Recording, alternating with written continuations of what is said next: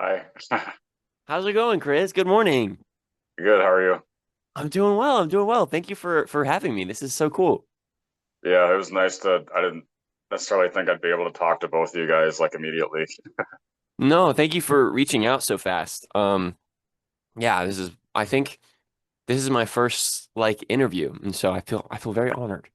Yeah. So I could just jump around a little bit before getting to polyester. Yeah, that sounds great. So to start off, I'm guessing that acting was always like a primary thing that you wanted to pursue. Hmm. It's yes and no. I started acting when I was like super young. Um, when I was a kid, my family put me in community plays. Um, like I think I was on like the Good News Cruise for my parents' church at the time. And I was a sailor when I was like 3. Um, so that technically started acting when I was a child, but then I kind of forgot about it for a while until middle school.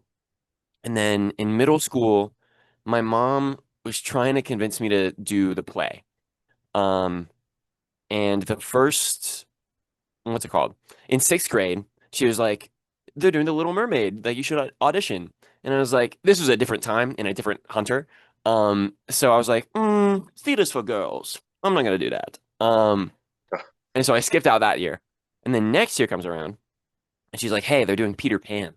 Um, and I'm like, theater's for girls. I'm not gonna do that. But then she says, "You could be Captain Hook." And I'm like, all right, cool. That fucks.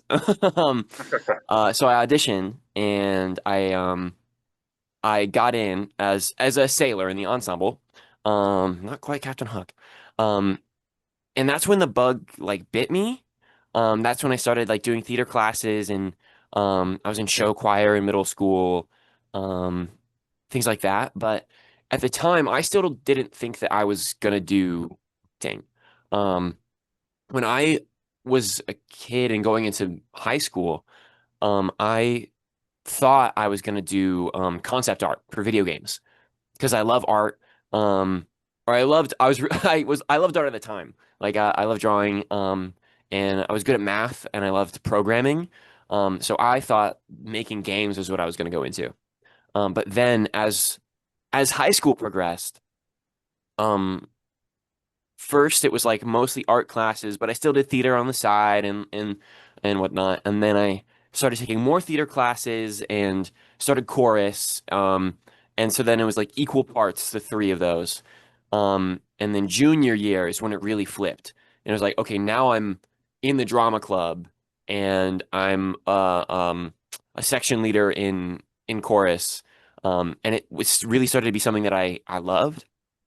And I think it was when we were doing The Crucible, my junior year of high school. It was the first time that we were doing like a straight play, um, that I got to like speak as myself in and had like a good amount of lines, um, that I was like, I really love this. And it was also the first time that they asked me to change my voice. Um, my teacher was like, "Hey," I was playing Reverend Hale.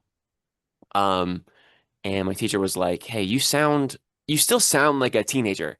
Is there any way you can like lower it?" And so I was like, "Sure." And so I spoke the whole time kind of as like I'm an adult and um and as like a little foray into like um changing my voice and voice acting and stuff. Um and I think at one point in there was the flip. I there was a night that we had um we it was like going over a run of the show, and I hadn't been getting notes from my teacher. Um, and so I asked the student teacher at the time. I was like, "Hey, do you have any notes for me?" And she was like, "No, I don't have any notes for you. I wasn't watching you, but I'll watch you tomorrow night." So the next night rolls around, we're at rehearsal, and we do a run of the show. We go through notes, and afterwards, I go up to her afterwards, and I'm like, "Hey, do you have any notes for me?" Um, and she's like, "Yeah," like, and she sits me down. And she goes, "I hope you do this for the rest of your life." And she starts listing these details that she noticed in things that I was adding, hoping that they would add something to the performance, and she noticed all of them. Um, and I think that was really the moment that she convinced me that I could. And from then on, I started doing I started applying for colleges for acting, and the rest is history, I suppose. Yeah. But Did so you to move? answer your long-winded question, or long-winded answer to say, no, I actually thought I was going to do concept art. Mm, did did you move to LA like right after graduating then? I did. Yeah. I graduated last May um and spent a couple months back home with my family and then moved out here in August. Um so it's literally a week ago yesterday was my first anniversary of being in LA. Yeah, that's pretty. I mean, I figured you and Corey were a little bit younger than me, but I didn't realize you were that that young. Yeah, I think we're around the same age. We're both in the 2000s. Right. In 2000 me 2001. Mhm. Are you SAG eligible too? I am. I at this point I think uh I'm saggy and I haven't joined yet. Um if anyone from Saggy is watching this, please don't knock down my door yet. I can't afford it. Um uh but yeah, right now lucky enough to have worked a few non-union jobs, a few union jobs. Do you think you have more affinity for voiceover now than opposed to live action? Um it's interesting. I so in high school when I made the decision that I loved acting and that's what I wanted to do, I always knew that I wanted to be a voice actor. Like I have loved like video games and animation and anime like my whole life. And so at the time, I was learning acting, I was loving it. Um, but when I made the decision to go to acting school, it was like, yes, I love theater and I'm interested in film because I hadn't done any on camera at the time. But I need to be a voice actor. Like that was kind of the goal is like I'm gonna take the serious acting route, um, and use that in voiceover. And so it's always kind of been on my mind. It's kind of like three brains. It's like my film brain, my theater brain, and my voiceover brain. Um, and the same core applies to all of them. Um, it's just like very technical stuff you have to worry about and think about. But I do think that because I've done um so much voiceover since getting here. I think it's affecting how I do on camera stuff. Um like I think my brain is becoming more and more voiceover pilled as I get deeper and deeper into it. Which I'm not mad about because it's like that's my dream. So I don't know. It's one of those things that comes with practice, like all three of those. I audition for on camera stuff a decent amount, so I get to practice being on camera and self-taping. But voiceover you audition for all the time. And Right. so that's where you get the most reps in. Um, yeah, and so it's uh an affinity I've always had and I've always like practiced. But it's awesome getting to put it into use. Um, Mhm. because I'm still learning. Oh my gosh. Been very lucky, but I'm new. Um, yeah. Was Panty and Stocking your first anime audition? No, I don't think it was my first anime audition. It was fairly early on. I think I'd auditioned for a few before that. Um, but I think it was the first to hit. And so yeah, I think it was a couple months into me being with my current representation. That because Corey kind of had more of a like funny involved story with the audition, or was yours more general? So I actually did I watched Corey's interview to like get a gauge for your interview style and stuff and to hear more about Corey because Corey and I met briefly at AX um and at the time we had both in our own brains gotten cast already, but we didn't Oh, know that about each other. And so it was like, oh, hey, my name's Hunter. Nice to meet you, Corey. um, uh, but because of that, like now we're starting to get closer as Panty and Stocking is out. Um, but it was really cool to listen to his interview and kind of get to know more about them. Uh, but yeah, so mm, my my audition for that was actually what's interesting is those the auditions for the Twinks came out and I didn't know much about the show. I knew of friends who were fans of Penny and Stocking. Um, and I think that at the time with the when the first round of auditions came out for the main cast, um, it kind of accidentally went public. That it wasn't going to be the same from the 2010 show. mhm. And so uh because of that, I think everyone had known it was Penny and Stocking. But we got those auditions and I was like, okay, cool. Let me look into Penny and Stocking and see who these characters are. And I found that they were new and that there were no reference. And I was like, okay, cool. I think there was like a trailer that had like a line or two from them. And I listened to it and I was like, okay, I kind of get the vibe. Um, but I try not to take it too much into account. Um, and try to just make it my own and like have fun with it. Uh, and so I open them up and it's a few lines and it's a picture of the character. That's how most auditions work. Um, and I saw it was the audition for polyurethane. Um, one of his lines was like, "That's a no from me, dog." And I said, "Oh yeah. Oh, I need this." Um, because I in real life, I tend to talk pretty like skatery. I'm like, "What's up, bro?" Like, "Yes, dude." Um, and so I saw the Gen Z slang and I was like, "No way. I need to get on this." And so I um went through those auditions. Um, and what was interesting was I submitted them, and like most auditions, I try to send it and just forget. Like the job is to send the audition, have as much fun with it, and then like not think about it again, you know? Because if you put too much stock into it, it can make you really anxious. So I sent it forward, and I was like, all right, cool. I auditioned for that. Um, we'll see. But I forgot about it for a few weeks. And a few weeks later, I think it must have been a week or two before AX. I got the email and it was like, hey, it was the offer. And it was like, hey, we'd like to offer you the role of Polyester. And I was like, no way. And then it said, we liked your voice match for this audition.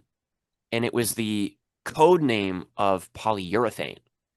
And so I was confused. I was like, wait, so is this a typo? Um, I was nervous that they meant to offer me polyurethane, but they typed polyester because they liked my audition for polyurethane. And the difference was, um, when I saw polyurethane, and the first line being like, letting a ghost go without killing it, like that's a no from me, dog. Um, that's the way that I took him. And polyester was described as like much more serious, like a little more serious than his brother, but still kind of on the mischievous side. Um, but to add contrast, I didn't have it take in a fun way. It was more like sinister. It's like if polyurethane is the jokey guy, polyester is the like and so I think my audition for polyester was like mercy hath no place in heaven. It was a much different read. And so when I got that, I was like, oh no, is this right? And so I went to my first session not knowing which character I was. Because I didn't want to question it. I didn't want to email and be like, are they sure? Because my other audition was really good. Um, so I was like, okay, I'm just gonna trust as polyester. I'm gonna prepare for any combination. Whether it's they want polyester with the voice I did for urethane, whether it's polyurethane with my like I was like kind of but then I got in and found out that it was polyester. And heard Corey as urethane because they recorded before me. And I was like, oh, now I understand. Um and yeah, because I think they nailed polyurethane so much. Um Yeah. but it was the couple weeks of like, okay, I'm gonna record this and I I don't know who I am. Uh yeah. And now because of that, I kind of want to hear Corey's polyurethane audition next to my polyurethane audition because they're going to be the same lines, but the now two different characters, you know? Hmm. All based off, I mean, since they mentioned in our interview what they did for the audition, it was very much. It sounded like from the start, it was very much more like the femboy, arrogant vibe. Yeah, I think I was looking for it wasn't quite the like Valley Girl like the way that they took polyurethane, which is so good. Um Mine was much more like I'm Gen Z and I'm like a little fruity. Um but like in I think I put a lot of myself into it. A lot of the because myself being a bisexual Gen Z skater, I was like, let me just do it. Um, and yeah, I feel very seen. Is there a default line that you have to get into polyester's headspace? Ooh, um, I think it is the first. I think it's his first line. Um, Mercy hath no place in heaven. It's like um, I don't know. It's just that's how I would practice swapping the voice print from my polyurethane audition to my polyester one. Um and I don't know. I think now that the episode's out and I have more I can hear myself more, there might be more that I might pull from.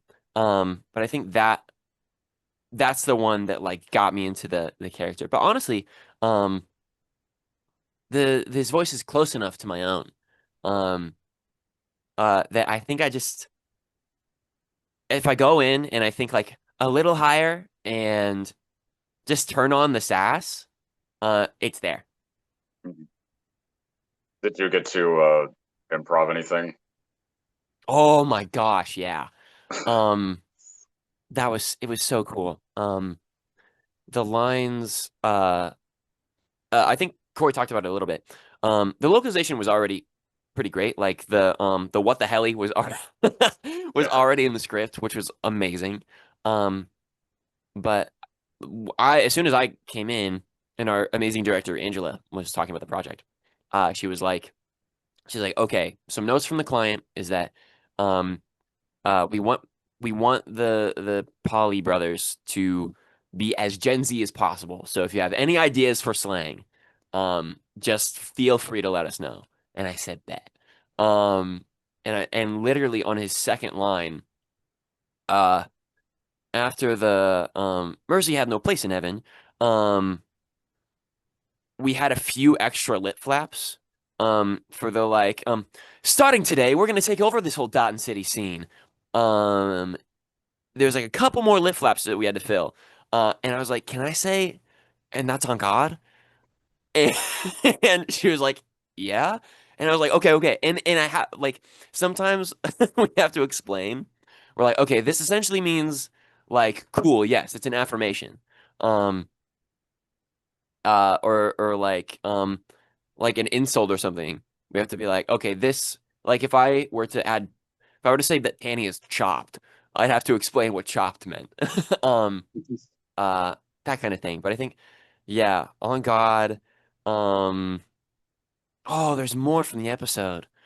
Um, oh, one of the ones that's going around a lot. Uh, so when they crash out, and they're like, uh, the thought of being as mid as them totally gives me the ick. Um, when we're like waving our hands and crashing out and stuff, I improvised the if we're ever like them, I'm gonna fucking kill myself. Yeah, Um, and I'm so glad that people are enjoying it. That was spur of the moment. Um, because I was like, what? And I've kind of avoided that phrase for years because I don't like um I don't usually like joking about suicide or like hmm idealizing it in any way. But there's no more Gen Z thing than at any minor inconvenience saying, God, I'm gonna fucking kill myself. yeah. Um, and so I threw it in, and I'm so glad the editors kept it. Um, oh, and the other thing from this episode was when Polyester is fighting Panty in the building.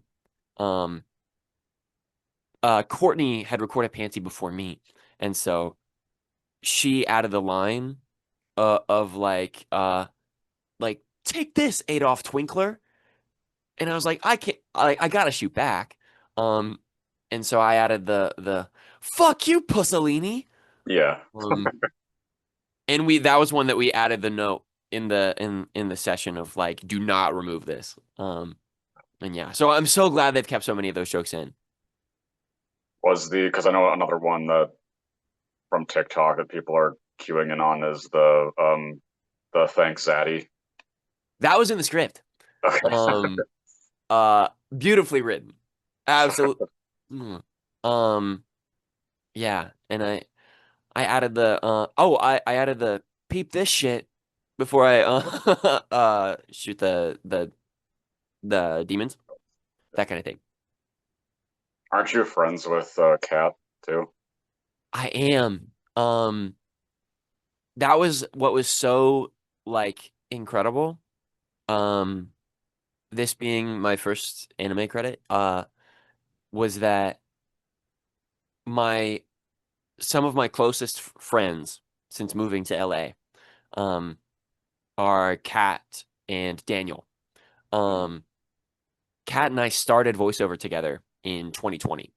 Um, we didn't like know it. We didn't know each other when we started, but some of our first projects on Casting Call Club, um, we were in together.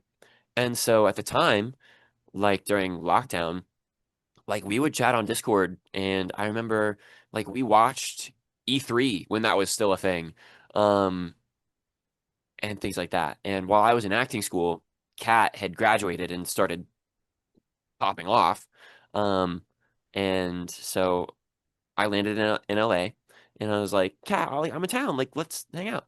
Um, and it's honestly thanks to them that I have met so many amazing, wonderful friends and including Daniel. The both of them, we've gotten so close. And also Kieran Regan, who does a lot of the Walla, a lot of the additional voices in the show, is also a great friend of mine. And so finding out that my first credit got to be with them was like really amazing. I love Kat. Kat on top. Daniel on top. Um, Kieran on top. Okay. Yeah.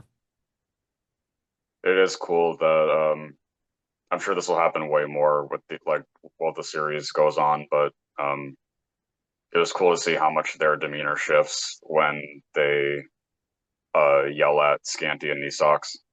Oh my God, yeah. It's so funny. Um, yeah, just the complete like ness of it all. Um, it's so good.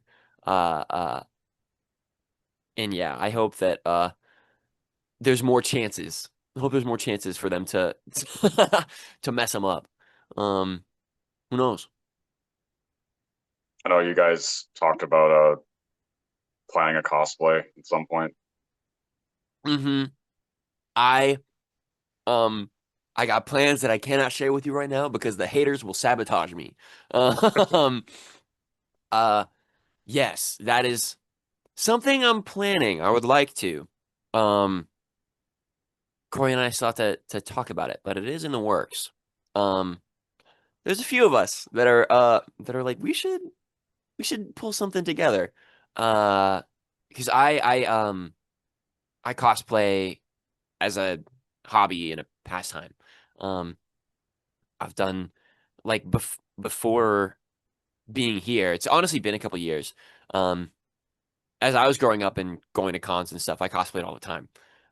And so I don't like uh I don't know if it's like weird to cosplay a character I voice or like if it's self self-indulgent. But I do really want to because I also just love the Poly Bros designs.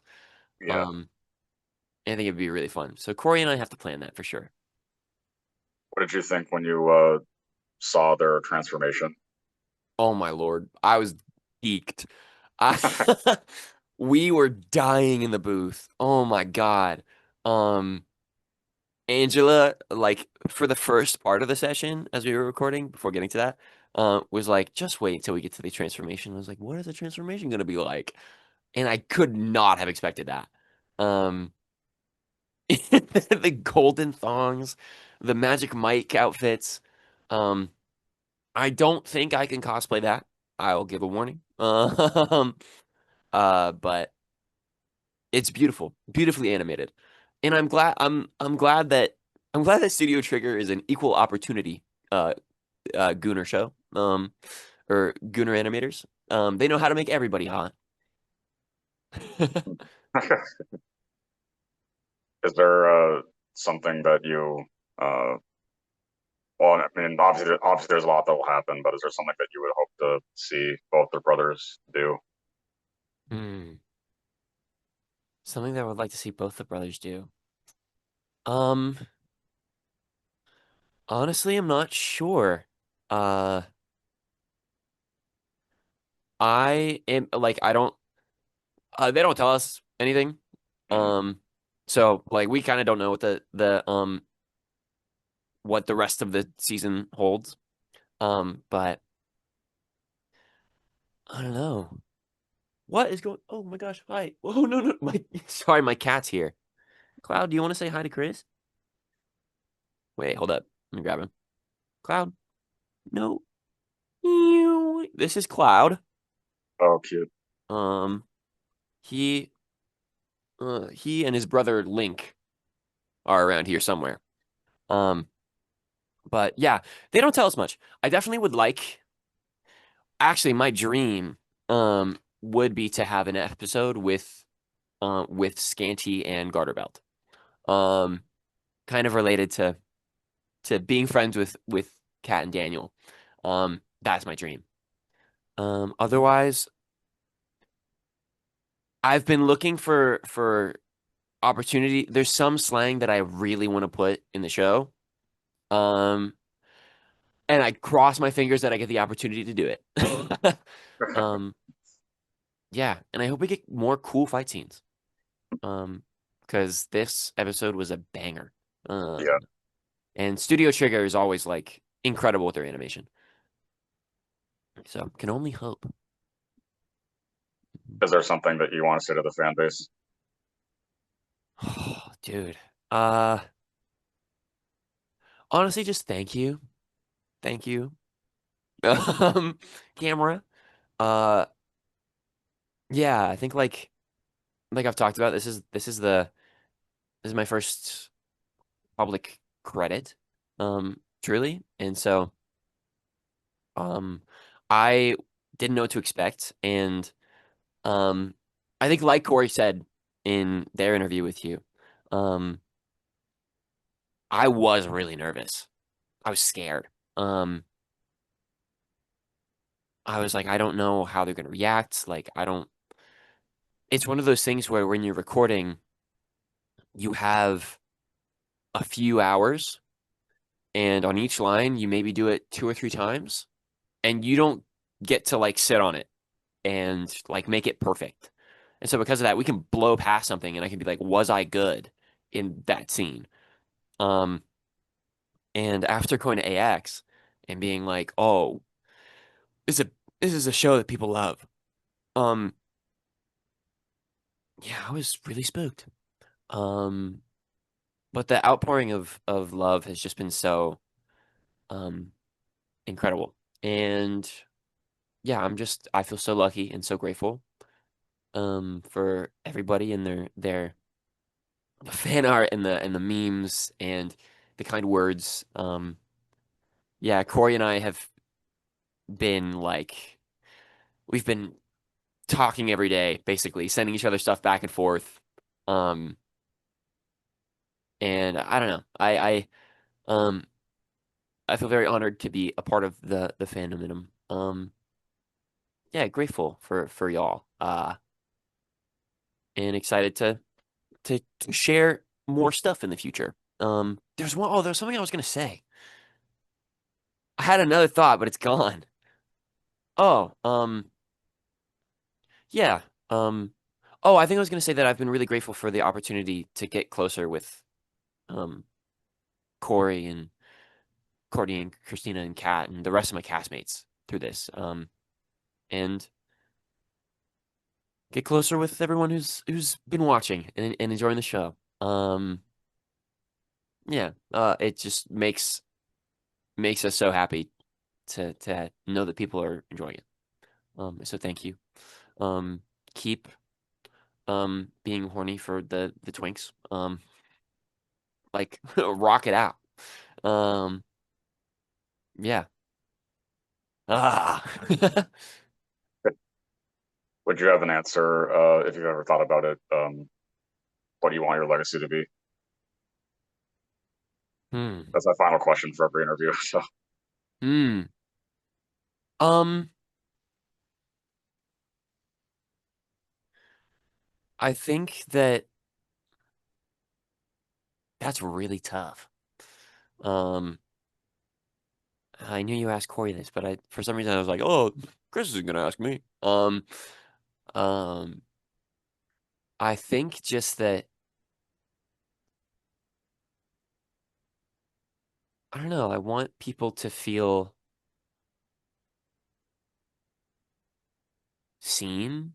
Um, I think is the biggest thing. Uh, I don't know. I think legacy is a hard question because then I don't know if I want people to like remember me. Like what is the legacy of Hunter McCoy? But I just want people to feel seen and um cared for in the art that they consume. And I don't know. I've always thought about this in the sense that if I ever was so lucky to be a part of something like this and to start to interact with people who love the shows or games or whatever that I'm in is like I kind of want to be someone that can be just as excited about it um as everyone else. Um to I honestly I think the I just want my legacy to be a friendly face. Um um yeah, because I think there are can be so many people that I think there can be a lot of um reverence mhm. for some people in the industry. Um they're like, "Oh my God, that's so and so. They're huge." Um but I don't know. We're all just people. We're all just people and making art and um I hope that anything I get to be a part of um helps people see themselves in art. And I hope that if I ever get to interact with anyone, um that they feel seen Mhm. by that, you know? Well, thanks. I'm glad that this worked out. Yeah, yeah. Thank you for understanding and making the time. Uh, since I had to go this morning, but it was awesome talking to you. Um, and I hope we get to talk more in the future. Um, yeah, yeah. Yeah, I'll be sure to get this up. Right, I don't have anything else going on today, so I can get it up right away too. So, Oh, hell yeah. Do you have anything going on exciting this week? uh,